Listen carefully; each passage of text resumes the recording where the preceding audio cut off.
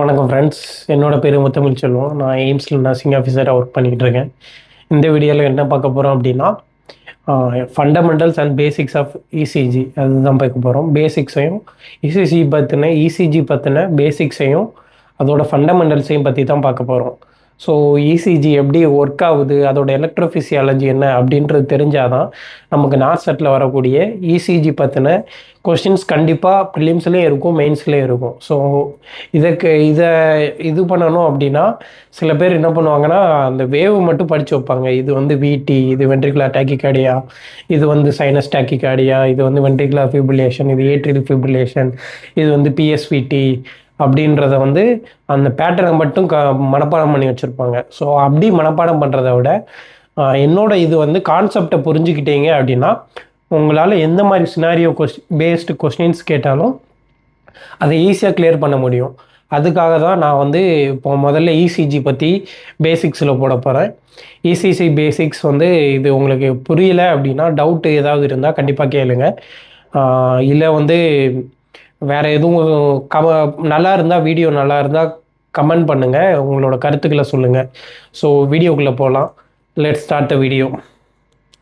So basics and fundamentals of ECG பற்றி உங்களுக்கு தெரிஞ்சது என்ன இருக்குன்னா அப்படின்னா எலக்ட்ரோஃபிசியாலஜி ஆஃப் இசிஜி எல்லாருக்கும் தெரிஞ்சிருக்கும். இது ஹார்ட்னு வச்சுக்குவோம். இது ஹார்ட்னு வச்சுக்கிட்டோன்னா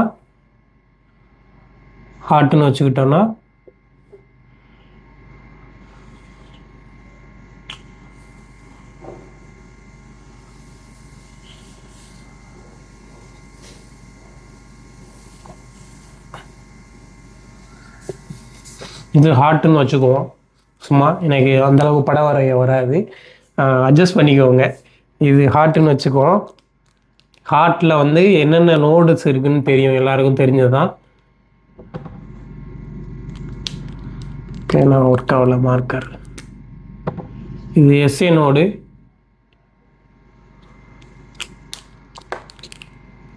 ஒரு நிமிஷம்.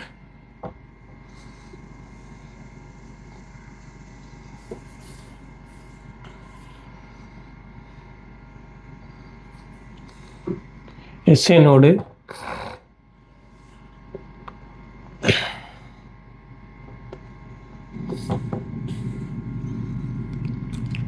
இது வந்து ரைட் ஏட்ரியம், இது லெஃப்ட் ஏட்ரியம், இது ரைட் வென்ட்ரிக்கிள், இது லெஃப்ட் வென்ட்ரிக்கிள் அப்படின்னு வச்சுக்குவோம். சும்மா தியரிட்டிக்கலாக சும்மா ரஃபாக தான் படம் வரைகிறேன் நான். நீங்கள் நல்லா படம் வரைவீங்க அப்படின்னா நல்லா படம் வரைஞ்சிக்குவாங்க, ஓகேவா? இங்கே வந்து என்ன நோடு இருக்குது? எஸ்ஏ நோடு இருக்குது. இங்கேருந்து எங்கே போவோம்? எஸ்ஏ நோடுக்கு பக்கத்தில் இன்டர் ஏட்ரியல் பாத்வேன்னு ஒன்று இருக்குது, இங்கே போவோம், ஓகேவா? இன்டர் ஏட்ரியல், அதாவது லெஃப்ட் ஏட்ரியத்துக்கு சிக்னல் கிடைக்கும் எஸ்ஏ நோட்லேருந்து. அதுக்கப்புறம் நேராக இங்கே வந்து ஏவி நோடு, ஓகேவா? இது ஏவி நோடு, ஓகேவா? இது எஸ்ஏ நோடு, அப்புறம் ஏவி நோடு. அதுலேருந்து கீழே வந்தால் இது பண்டல் ஆஃப் ஹிஸ்ஸு அண்ட் இது பர்கின்ஜி ஃபைபர்ஸ், ஓகேவா? இதுதான் சிம்பிளான ஒரு டயக்ராம், தெரிஞ்சிருக்குன்னு நினைக்கிறேன் எல்லாருக்குமே. இது பேசிக்ஸு. ஸோ இதில் என்ன இருக்குது அப்படின்றத நான் சொல்கிறேன். இது வந்து பண்டல் ஆஃப் ஹிஸ்ஸு, இது பர்கின்ஜி ஃபைபர்ஸ். ஸோ 1 2 3 4 5 இது இருக்குது, ஓகேவா? இதுதான் நமக்கு இருக்கிற ஹார்ட்டோட இது. எஸ்ஏ நோட்லேருந்து இன்டர்ஏட்ரியல் பாத்வேலேருந்து ஏவி நோட்லேருந்து பர்கின்ஜி ஃபண்டல் ஆஃப் ஹிஸ்ஸுக்கு போகுது, அப்புறம் பர்கின்ஜி ஃபைபர்ஸ்க்கு போகுது, ஓகேவா? ஸோ மயோகார்டியமை நாம் ரெண்டாக பிரிக்கலாம். ஒன்று வந்து மஸ்குலர் மயோகார்டியம், கண்ட்ராக்டைல் மயோகார்டியம், ஒன்று கண்ட்ராக்டைல் மயோகார்டியம், ஒன்று தெரியும் தெரியும். கண்ட்ராக்டல் மயோகார்டியம், அப்புறம் வந்து இன்னொன்று எலக்ட்ரிக்கல் மயோகார்டியம். எலக்ட்ரிக்கல் மயோகார்டியம் வந்து என்ன பண்ணும் அப்படின்னா மயோகார்டியம். எலக்ட்ரிக்கல் கண்ட்ராக்டல் மயோகார்டியம் என்ன பண்ணுவோம்னா கண்ட்ராக்ட் பண்ணுறது. கண்ட்ராக்ட் பண்ணுறது என்னது? நம்பர் 2 கண்ட்ராக்ட் பண்ணும். எஸ்ஏ நம்பர் 2 கண்ட்ராக்ட் பண்ணும். ஏட்ரியல் நோட்ஸும் அண்ட் பர்கிஞ்சி ஃபைபர்ஸும், லெஃப்ட் ஏட்ரியமும் லெஃப்ட் வென்ட்ரிக்கிளும் கண்ட்ராக்ட் பண்ணுமா? ஏட்ரியல்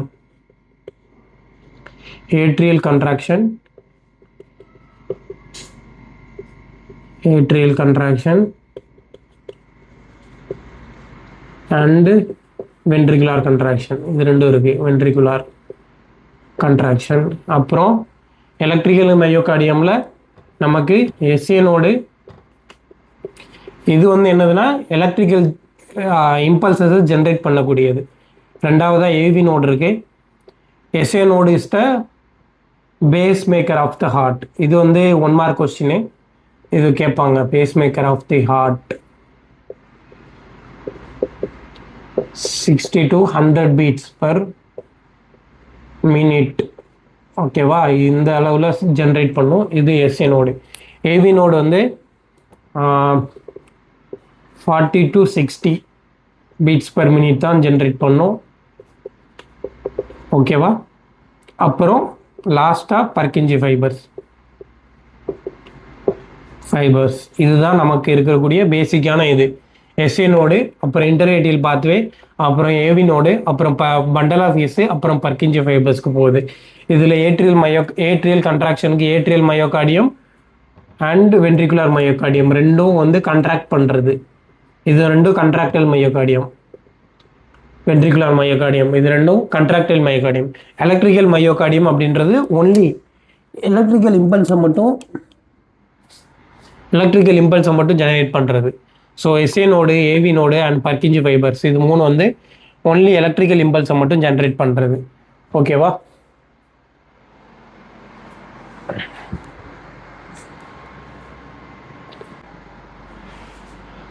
ஓகே, இது மயோகார்டியம், இது முடிஞ்சது. அடுத்த பேசிக்ஸ் சொல்லித்தரேன்.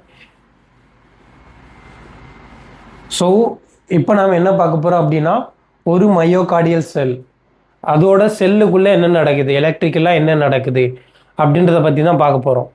ஸோ வந்து ஒரே ஒரு செல் எடுத்து, மயோகார்டியல் செல் எடுத்து அதுக்குள்ளே என்ன நடக்குது அப்படின்றத பற்றி தான் பார்க்க போகிறோம்.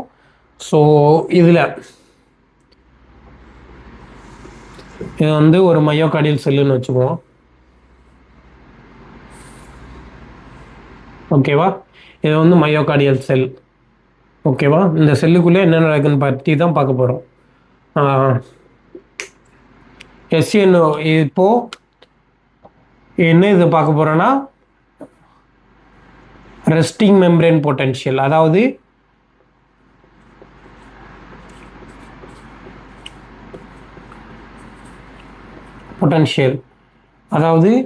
செல்லு வந்து ரெஸ்ட்டில் இருக்கிறப்போ, மயோகார்டியல் செல் வந்து நார்மலாக ரெஸ்ட்டில் இருக்கிறப்போ எப்படி அதோட எலக்ட்ரிக்கல் ஆக்டிவிட்டி இருக்குது, அதுக்குள்ளே என்ன நடக்குது அப்படின்றத பற்றி தான் பார்க்க போகிறோம்.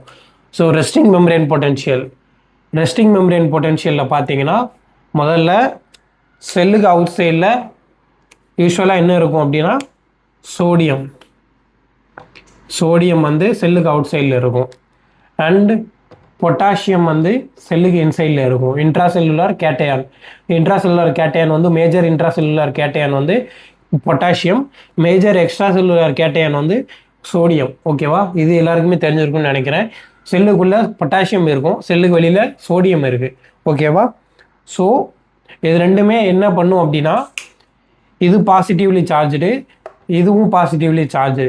ஆனால் என்ன நடக்கும் அப்படின்னா ரெண்டுமே சோடியம் வந்து என்ன பண்ணுவோம் அப்படின்னா ரெஸ்டிங் ஸ்டேட்டில் இருக்கிறப்போ செல்லுக்கு உள்ளே போக ட்ரை பண்ணும். ஓகேவா? செல்லுக்குள்ளே போக ட்ரை பண்ணும். It will go inside the cell, it will try to go inside the cell. ஓகேவா? செல்லுக்குள்ளே போக ட்ரை பண்ணும். இது வந்து எலக்ட்ரிக்கல் கிரேடியன்.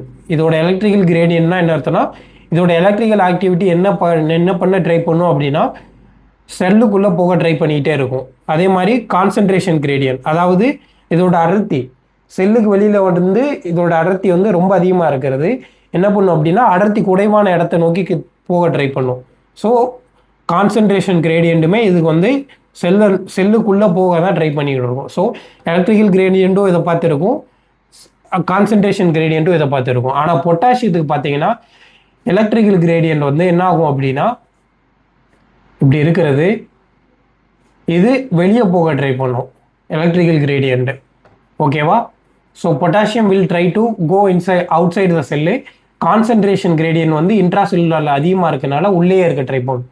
ஏன்னா சோடியம் உள்ள வர ட்ரை பண்ணிட்டு இருக்கு. ஸோ இது வந்து கான்சன்ட்ரேஷன் கிரேடியன்ட். ஓகேவா? கான்சன்ட்ரேஷன் கிரேடியன்ட் இன்சைடை பார்த்துருக்கோம், எலக்ட்ரிக்கல் கிரேடியன்ட் வெளியே பார்த்துருக்கோம். ஓகேவா? இது நாசத்தில் கேட்கலாம் மாட்டாங்க. உங்களுக்கு கான்செப்ட் புரியணும் அப்படின்றக்காண்டி நான் எக்ஸ்பிளைன் பண்ணுறேன். உங்களுக்கு புரியலை டவுட்டு அப்படின்னா கேட்டுக்கோங்க. ஓகேவா?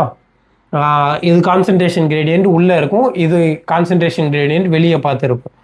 ஸோ என்ன பண்ணும் அப்படின்னா அடுத்த ரெஸ்டிங் ஸ்டேட்டில் இருக்கிறப்போ என்ன சொல்லி இது உள்ளே போக ட்ரை பண்ணுது, இது வெளியே போக ட்ரை பண்ணுது. ஆனால் இங்கே சோடியம் சேனல்ஸ் இருக்குல்ல, சோடியம் சேனல்ஸ் இது வந்து க்ளோஸ்டாக இருக்கிறதுனால சோடியம் உள்ளே போக முடியாது. ஸோ பிளாக் ஆகி சோடியம் வெளியே போயிடும். ஓகேவா? சோடியம் ரெஸ்டிங் மெம்பரேனில் சோடியம் உள்ளே வர முடியாது. அதனால் என்ன ஆகும் அப்படின்னா சோடியம் வெளியவே இருக்கும். ஆனால் பொட்டாசியமுக்கு என்ன ஆகும் அப்படின்னா ரெஸ்டிங் ஸ்டேட்டில் செல்லுக்கு இன்சைடில் இருந்து கொஞ்சம் கொஞ்சமாக போக ஆரம்பிக்கும். ஸோ கொஞ்சம் கொஞ்சமாக லீக் ஆக ஆரம்பிக்கிறது பொட்டாசியம் சேனலு. K+, இது K+, இதுலேயும் கொஞ்சம் கொஞ்சமாக லீக் ஆக ஆரம்பிக்கும். எப்படி லீக் ஆகும் அப்படின்னா பொட்டாசியம் லீக்கி சேனல்ஸ் இது மூலமாக லீக் ஆக ஆரம்பிக்கும். ஓகேவா? பொட்டாசியம் லீக்கி சேனல்ஸ் மூலமாக கொஞ்சமாக பொட்டாசியம் வெளியே போக ஆரம்பிக்கும். ஸோ என்ன நடக்கு அப்படின்னா இப்போ என்ன நடக்கு அப்படின்னா செல்லுக்குள்ளே சோடியம் வர முடியல. அதே மாதிரி செல்லுக்குள்ளே இருக்கிற potassium which is positively charge cation வந்து வெளியே போய்கிட்டே இருக்கு. ஸோ என்ன ஆக ஆரம்பிக்கும் அப்படின்னா செல் வில் பிகம் எலக்ட்ரிக்கலி நெகட்டிவ். இது ஈஸியாக நடக்கிறது தானே. பாசிட்டிவ் சார்ஜ் வெளியே போய்கிட்டே இருக்குது அப்படின்னா எலக்ட்ரிக்கலாக நெகட்டிவாக போய்கிட்டே இருக்குன்னு அர்த்தம். ஸோ நெகட்டிவாக போய்கிட்டே இருக்கிறப்போ என்ன ஆகும் அப்படின்னா -5 -10 மில்லிவோல்ட் -30 மில்லிவோல்ட் -60 மில்லிவோல்ட் கடைசியாக -90 மில்லிவோல்ட். ஓகேவா? இதுதான் ரெஸ்டிங் ஸ்டேட்டில் இருக்கிறப்போ நடக்கிறது. ஸோ சோடியம் உள்ளே வர ட்ரை பண்ணும், ஆனால் அதோட சேனல்ஸ் எல்லாம் க்ளோஸாக இருக்கிறதுனால உள்ளே வர முடியலை. ஆனால் பொட்டாசியம் லீக்கி சேனல்ஸ் மூலமாக பொட்டாசியம் தொடர்ந்து வெளியே போய்கிட்டே இருக்குது ரெஸ்டிங் ஸ்டேட்டில். ஸோ என்ன ஆக ஆரம்பிக்குது, பொட்டாசியம் வெளியே போக ஸோ நமக்கு வந்து என்ன ஆகுது, செல் வந்து எலக்ட்ரிக்கலி நெகட்டிவ் சார்ஜாக மாறிக்கிட்டே இருக்குது. இதுதான் வந்து ரெஸ்டிங் மெம்பரேன் பொட்டன்ஷியலாக நடக்கக்கூடியது. ஸோ பாயிண்ட் என்ன, ரெஸ்டிங் மெம்பரேன் பொட்டன்ஷியலில் at resting membrane potential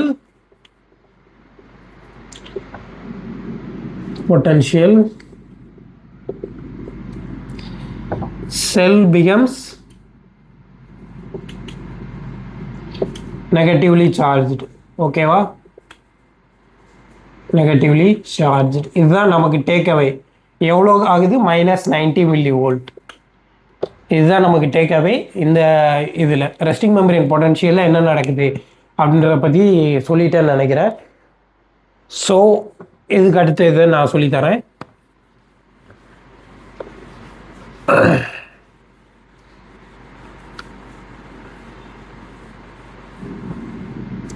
resting membrane பொட்டன்ஷியலில் நடந்தது சொல்லிட்டேன். அப்புறமா ஸோ இப்போ என்ன பண்ண போகிறோம் அப்படின்னா செல் இருக்குது,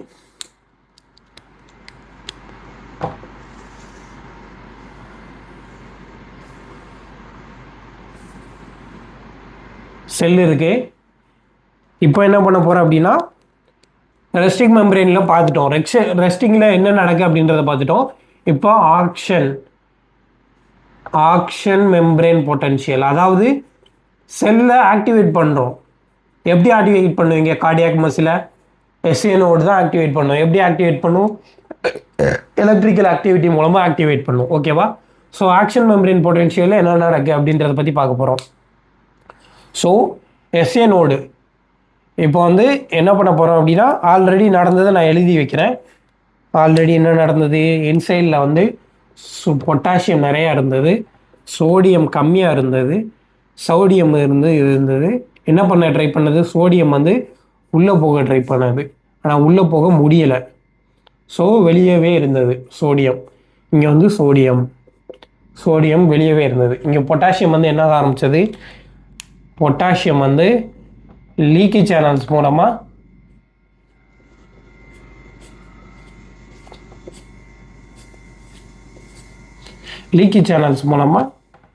பொட்டாசியம் வெளியே போக ஆரம்பித்தது. ஸோ பொட்டாசியம் வெளியே போக செல்லு என்ன ஆக ஆரம்பித்தது? -5, -10, -30, -60 மில்லிவோல்ட் அப்படியே போய் -90 மில்லிவோல்ட்டுக்கு வந்துருச்சு. இது வந்து என்னது? ரெஸ்டிங் மெம்பரேன் பொட்டன்ஷியலில். ஓகேவா? இப்போ ரெஸ்டிங் மெம்பரேன் பொட்டன்ஷியல் இதுவாக இருக்குது. கொஞ்சம் கீழே வெளியே போட்டுக்கிறேன். Resting membrane potential -90 millivolt. ஓகேவா? ஸோ இதுதான் நமக்கு நடந்தது ஆக்ஷன் மெம்பரேன் பொட்டன்ஷியலில். இப்போ என்ன நடக்க போகுது அப்படின்றத பார்க்க போகிறோம். இதுதான் நடந்துக்கிட்டு இருந்தது. இப்போது நான் என்ன பண்ண போகிறேன் அப்படின்னா, ஷாக் கொடுக்க போகிறேன். இந்த இடத்துல ஷாக் கொடுக்குறேன் நான். எது மூலமாக? எஸ்ஏனோடு மூலமாக ஷாக் கொடுக்குறப்போ என்ன நடக்கும் அப்படின்னா, இங்கே எலக்ட்ரிக்கலாக இருக்கிறது இப்போது என்ன நடக்கும் அப்படின்னா, ஷாக் கொடுக்குறப்போ பொட்டாசியம் சோடியம் இருக்குல்ல, சோடியம் வந்து கொஞ்சம் கொஞ்சமாக உள்ள ஆரம்பிக்கும். கொஞ்சம் கொஞ்சமாக இல்லை, ஃபாஸ்ட்டாக உள்ளே வரும்.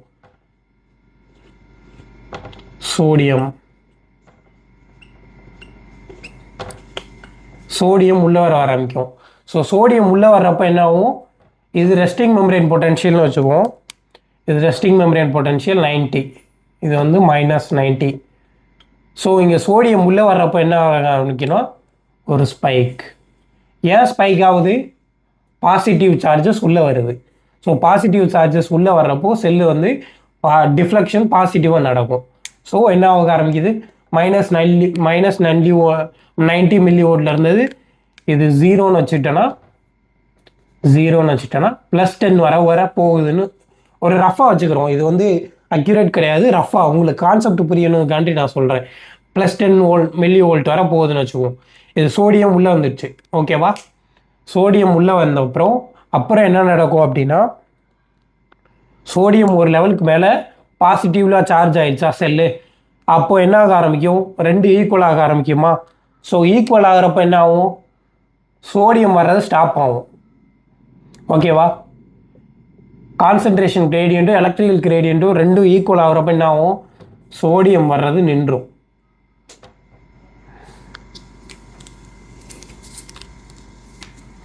சோடியம் வர்றது நின்றோம். ஸோ இது என்ன ஆகும்? அப்படியே இருக்கும். ஓகேவா? ஸோ வர்றப்போ என்ன ஆரம்பிக்கும்? நின்றுது சோடியம் வர்றது. அதுக்கப்புறமா என்ன நடக்கும் அப்படின்னா, திரும்ப ஆனால் என்ன ஆக ஆரம்பிக்குது? பொட்டாசியம் தொடர்ந்து லீக் ஆக ஆரம்பிக்குது. ஓகேவா? சோடியம் வர்றது நின்ற அப்புறம் லீக் ஆக ஆரம்பிக்கிறப்போ கொஞ்சமாக நெகட்டிவாக போயிட்டு, ஏன் இந்த நெகட்டிவிட்டி வருது? பொட்டாசியம் லீக் ஆகிட்டே இருக்கும். ஏன்னா பொட்டாசியம் லீக்கி சேனல்ஸ் மூலமாக இதுவாக கொஞ்சம் கொஞ்சமாக பொட்டாசியம் வெளியே போய்கிட்டே தான் இருக்கும். ஸோ ஓரளவுக்கு பாசிட்டிவாக வந்துட்டு இப்போ பிளாட்டூ ஃபேஸில் போகுது. நெகட்டிவாக போய் பிளாட்டூ ஃபேஸில் போயிடுச்சு. ஓகேவா? இப்போ என்ன நடக்கும் அப்படின்னா, கால்சியம் சேனல்ஸ் ஆக்டிவேட் ஆகும். Calcium voltage கேட்டர்ஸ், calcium channels, calcium உள்ளே வரும்.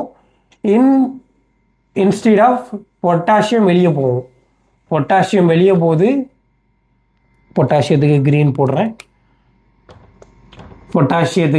போடுறேன். ஓகேவா? பொட்டாசியம் வெளியே போயிட்டுருக்கு. கால்சியம் உள்ளே வர்றதுனால இந்த ஃப்ளாட்டு பேஸ் வருது. ஓகேவா? இந்த ஃப்ளாட்டு பேஸ் ஏன் வருது?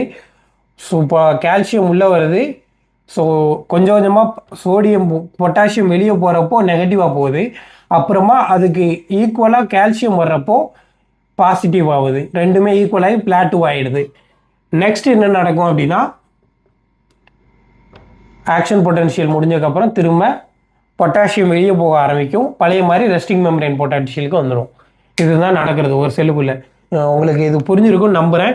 ஸோ ரெஸ்டிங் மெம்பரேன் பொட்டன்ஷியல் என்ன நடந்தது, சோடியம் வந்து வெளியே இருந்தது, பொட்டாசியம் வந்து உள்ளே இருந்தது. சோடியம் என்ன ட்ரை பண்ணது, உள்ளே போக ட்ரை பண்ணது, ஆனால் போக முடியலை. ஓகேவா, போக முடியலை. இதை வந்து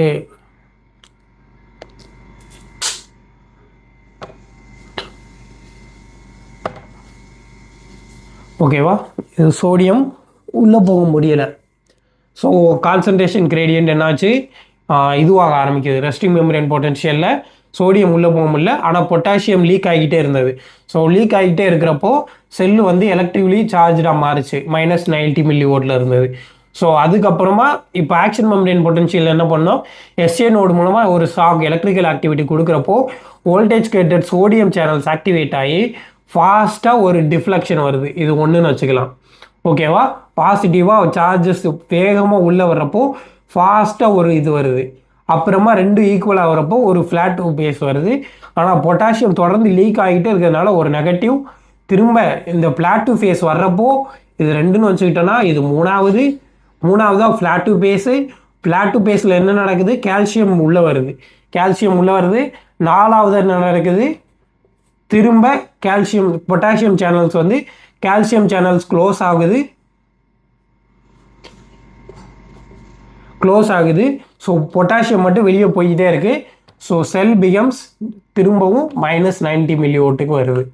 இதுதான் ஆக்ஷன் பொட்டன்ஷியலில் நடக்கிறது. ஸோ இந்த கான்செப்ட் உங்களுக்கு புரிஞ்சதுன்னா நீங்கள் என்ன ஆகுது, ஆக்ஷன் பொட்டன்ஷியல் கிராஃப் என்ன மாதிரி வருது, இப்படி வருது. ஓகேவா, இங்கே என்ன நடக்குது, சோடியம் இன்ஃப்ளக்ஸ் நடக்குது. இங்கே வேற கலரில் எழுதுறேன், சோடியம் இன்ஃப்ளக்ஸ். இதில் என்ன நடக்குது, பிளாட்டூ ஏன் ஆகுது, ரெண்டு எலக்ட்ரிக்கல் ஈக்குவலண்ட் ஆகுது. ஓகேவா, தேர்டு என்ன நடக்கு, இங்கே கால்சியம் உள்ளே வருது, கால்சியம் இன்ஃப்ளக்ஸ். ஓகேவா, அண்ட் பொட்டாசியம் ஈஃப்ளக்ஸ் நடக்கு. ஃபோர்த் என்ன நடக்கு, பொட்டாசியம் ஈஃப்ளக்ஸ்.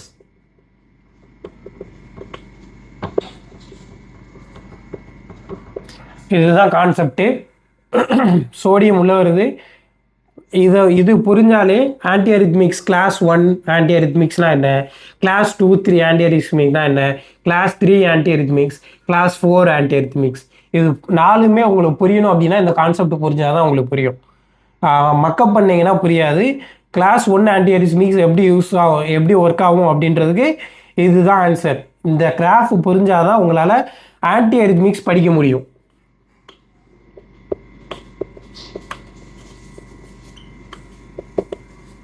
ஓகேவா, ஆன்டிஅரித்மிக்ஸ் படிக்க முடியும். அப்புறமா இது மூலமாக இசிஜியும் நீங்கள் கற்றுக்கலாம். ஸோ இன்றைக்கி வீடியோ இதுதான். பேசிக்ஸை நான் இன்றைக்கி சொல்லியிருக்கேன். இனி போக போக அட்வான்ஸ்டாக எப்படி இது வந்து ஒரு செல்லுக்குள்ளே நடக்கிறது எப்படி இசிஜியில் டிஃப்ளெக்ட் ஆகுது அப்படின்றத பற்றி சொல்கிறேன். அப்புறமா நான் வந்து இசிஜி அந்த யூத்தோவான்ஸ் ட்ரையாங்கிள், அது இசிஜி லீட்ஸ் எந்தெந்த இடத்துல எந்தெந்த லீட்ஸ் அட்டாச் பண்ணணும் அப்படின்றத சொல்கிறேன். ஸோ அதுக்கடுத்து வரப்போகிற வீடியோஸில் ஃபாலோஅப்ஸில் நான் சொல்கிறேன். இது எல்லாமே உங்களுக்கு இந்த ரெண்டு கான்செப்டும் புரிஞ்சிருக்குன்னு நினைக்கிறேன். ரெஸ்டிங் மெம்பரேன் பொட்டன்ஷியல் எப்படி ஒர்க் ஆகுது, அப்புறம் ஆக்ஷன் மெம்பரேன் பொட்டன்ஷியல் எப்படி ஒர்க் ஆகுது அப்படின்றது புரிஞ்சிருக்குன்னு நினைக்கிறேன். இது தெரிஞ்சாலே உங்களால் ஆன்டிஅரித்மிக்ஸ்க்கு எப்படி படிக்கணும் அப்படின்றத நான் போக போக அடுத்த வர கிளாஸில் இசிஜி முடிச்சுட்டு ஆன்டிஅரித்மிக்ஸ் எடுக்கிறேன். அது வந்து சொல்லித்தரேன். ஸோ எலக்ட்ரோஃபிசியாலஜி ஆஃப் ஹார்ட்டு இன்றைக்கி கிளாஸு இதுதான். Basics of ECG and fundamentals of ECG உங்களுக்கு புரிஞ்சிருக்குன்னு நினைக்கிறேன். ஒரு செல்லுக்குள்ளே எப்படி நடக்குது, கார்டியாக் செல்லுக்குள்ளே என்ன நடக்குது அப்படின்றத நான் சொன்னது தெளிவாக புரிஞ்சிருக்குன்னு நம்புகிறேன். ஸோ ஃப்ரீக்வெண்ட்டாக வர்ற வீடியோஸில் இது பண்ணுறேன். இந்த வீடியோ உங்களுக்கு பிடிச்சிருந்தா லைக் பண்ணுங்கள், ஷேர் பண்ணுங்கள், உங்கள் ஃப்ரெண்ட்ஸுக்கு ஷேர் பண்ணுங்கள், கமெண்ட் பண்ணுங்கள் உங்களுக்கு பிடிச்சிருந்தா. தேங்க்யூ, நன்றி, வணக்கம்.